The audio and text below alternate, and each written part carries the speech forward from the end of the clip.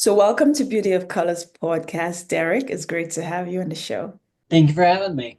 You're very welcome. So, Derek, tell the listeners about you and what is your story? I am a long-term survivor of the AIDS virus, and the story of how I contracted the virus is very long and confusing, so I will give you the short version. It starts back in 1985, and my family found out I had a congenital heart defect that would require surgery. So, ended up having the surgery done. I was 3 months old. I made it through the surgery and 3 months in recovery. I had multiple blood transfusions, and I have a pacemaker. I'm on my fifth pacemaker currently, and everything goes pretty good, pretty normal childhood, except I am the smallest kid in class every single year. Doctors keep saying it's his heart. He's always going to be small stature and height weight because of his heart. 15 years go by. I have to get this replaced for the third time, and I have a cough. I can't make it back to school because I have this persistent cough. I go to meet a new doctor, a pulmonologist, who immediately when I walk in the office and he sees my date of birth, goes, "What are your medical conditions?" "I've got a bad heart." He, he looks at me like I'm a little bit confused, and he immediately says, "Your heart doesn't dictate your weight and your height." So he decided to run me through a gauntlet of tests, and he exhausted all of his options. And then he sent me to another doctor to get to an endocrinologist to get human growth hormone. That stuff worked really well. I grew a foot in height and I gained about 50 pounds in about 18 months. But I went to the final appointment with that doctor, and I didn't realize that she was the head of the department and she was teaching medical students. So she was taking my chart into a classroom and they blot out the name of the patient and everything, and they just show, you have this case, it represents this is what's going on. What do you do? One girl in the class took the time to read through everything, and it's a lot of medical records, and she saw he had blood in 1985, and I did not see a record of an HIV test. And I submitted to the test. It took 2 weeks. I went back, and that's when I got an AIDS diagnosis. So, the blood transfusion that you had, it was contaminated. It was, I had 15 cut blood transfusions through the surgery and the 3 month stay following. So we don't know if it was one blood transfusion, multiple. The saddest part is that it was a cut blood transfusion because a baby's not big enough to take a full Mhm. transfusion of blood. So, whatever one or multiple were tainted, I was not the only person that blood was used for. So, what age did you find out that when the students kind of did, the teacher brought it to the class and the student kind of dig through it and found out that in 1985, what age were you at the time? Were you still a teenager or were you 16. 15? 16. 16. Okay, okay, okay. 2001. That Mhm. is a year that I will remember along with everyone else, but for multiple reasons. I was actually in the hospital because after I was diagnosed and I started treatment, my doctor looked me in the face and he said, "Give it about 6 months and you'll be down here in the hospital." And I kind of laughed. I said, "What do you mean?" He said, "Once we get your viral load down, we're going to see what's really going on." I said, "What do you mean, what's really going on?" He said, "HIV is such a complex disease it hides other diseases behind it. And he was accurate. I ended up with pneumonia. And me, as my viral load dropped, pneumonia came in and got me. So that's what makes HIV, which if it goes long enough and becomes AIDS, it does hide opportunistic infections behind it. And those opportunistic infections, although they sound easy and small, are deadly at that point when your immune system is so stretched. So right now, Derek, how is your health and how is everything? Like everything is under control? Right now, with HIV, very well controlled, undetectable T cells are on the rise. I just did a med swap about 2 months ago, and everything's going great with that. I lost a little bit of weight doing the med swap because just the meds are kind of tough to take. Some hit your stomach harder, and that's what happened with me. I just got a different formula. Flipped my stomach for a couple of weeks and lost some weight, but I'm back, building back up. Cardiac is kind of up in the air right now. Waiting to hear from a cardiologist right now, but I am scheduled to go in and have some procedures done on my heart.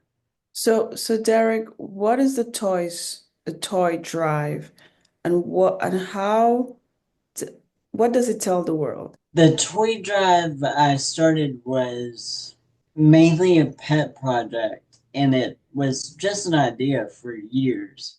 And I said it out loud to a friend of mine that just ran with it. She took off with it, and she was like, "We're going to make this happen for real."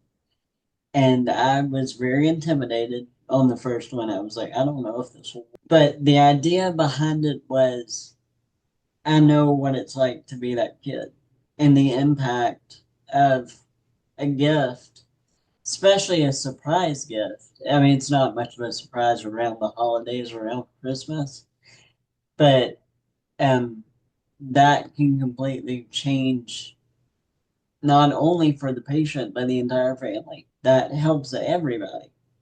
That impacts their ability to heal, their ability to just move forward and through the day. Because the days in a hospital just drag. Those minutes feel like hours. Anybody that's ever been in a hospital understands those hospital hours are just different. So the toy drive is actual toys, is it? Yes. Okay, okay, okay. Yes, we have a Santa and the Grinch, and people donate toys, and we load them all up and get them to the hospital. Okay, great. So Derek, what do you mean by angels and warriors is where long-term survivors take back the mic? What do you mean by that? Long term survivors are often overlooked in HIV research and advocacy. They don't get a lot of the publicity. And if people knew the facts, the largest group of people on the planet with HIV and AIDS right now are over the age of 50. This is the oldest generation to ever live with this virus. And so we're coming into uncharted territory. What do you do when you're 50, 60, 70 years old and living with this virus? What has it done to your body? What does just the years do? We know what the years do to your body just in general. So it's still, there's a lot of research and a lot of work that needs to be done to understand what is actually happening long term with these patients.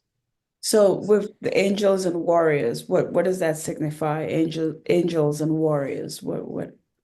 And it's whenever you get this diagnosis, Hmm. if you don't surround yourself with a team, and I've always called my medical group, my medical teams, they're my angels and warriors.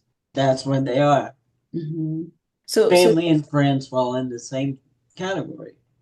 okay. So Derek, how can the listeners contribute to or donate to help children with HIV? They can go to angelsandwarriors.org, and there is all the information is there. You can sign up to for the newsletter. I have a blog. You can stay up to date with everything we're doing. And right now is because we have just launched this past week, we are extremely busy. There, one newsletter has gone out. There's a blog. The welcome blog is up. We are building more content to put up there every day. So how can the listeners, Derek, get in touch with you? And what are your social media links? Are you on social media? Yep, and they can find all that on the website, angelsandwarriors.org, and they will be all the way at the bottom. You'll have little boxes you can click. Will take you right to every social media that we have. We Mhm. have Facebook, Instagram, TikTok. We try to stay up with a little bit of all of them. It's hard, but yeah. Derek, have you ever thought of writing a book about that, about your life? Have you ever thought about something like that or no? I did years ago, and it didn't really sell. Hmm. It's right here. Oh, you did write a book. Oh, Yep. okay. So what is the name of the book? It's Operation D-REK. Well, Okay. see if I can hold it right in front of the camera. Okay, great. So where can the listeners get this book? It's on Amazon. Okay, nice. Okay. And I'm currently thinking about writing a second one because when I wrote this, I thought I was done. And this is about 10 years old now. Oh, okay. So Okay. I've grown a lot since I wrote this.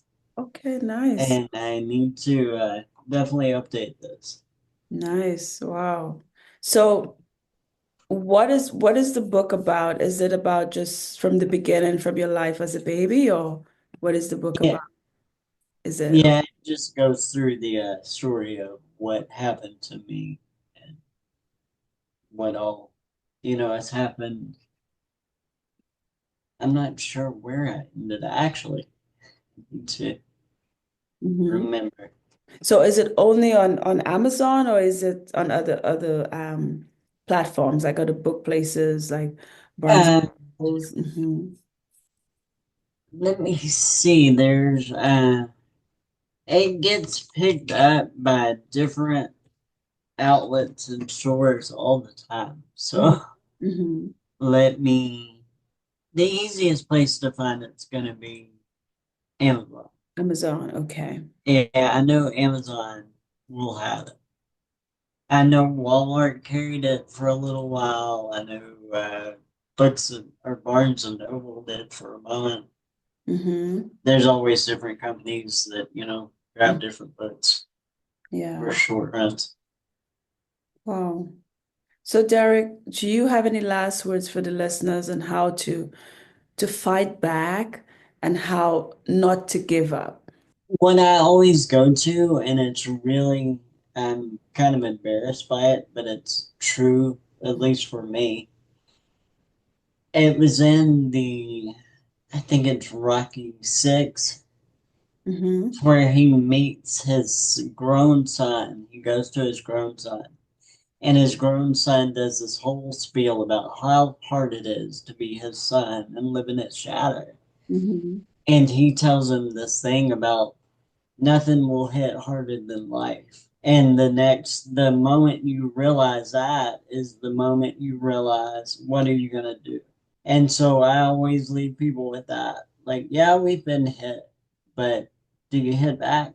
Do you stand up? Do you get off the mat? Once you make those decisions, the rest of it kind of rolls pretty easy. Hmm. But sometimes getting off the mat will take everything. But get up, it's worth it. Wow. Well, Derek, thank you for sharing your story. What an amazing story. You are a fighter, you're not giving up, and I love that about you. and keep doing what you're doing. And I hope you decide to publish your second book. Do you have a name for it, or you haven't figured out a name for it as yet? I'm still bouncing in multiple ideas around. I'm not exactly sure where I'm going to go with it, but yeah, keep an eye out. And I'll keep you in the loop if something does happen with that. Sounds great, Derek. Well, Derek, thank you for being on Beauty of Colors podcast. Thank you.